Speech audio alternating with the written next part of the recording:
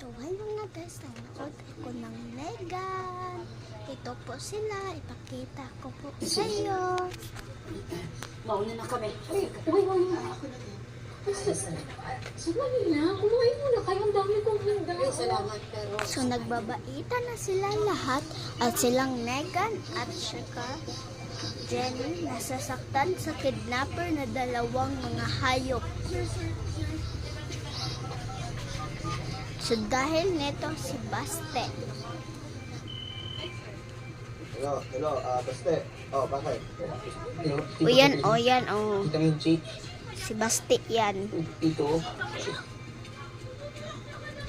Nag-alala sila lahat kasi silang Jenny at si Megan nandun sa bathroom kasi nasasaktan sa mga kidnapper na dalawa.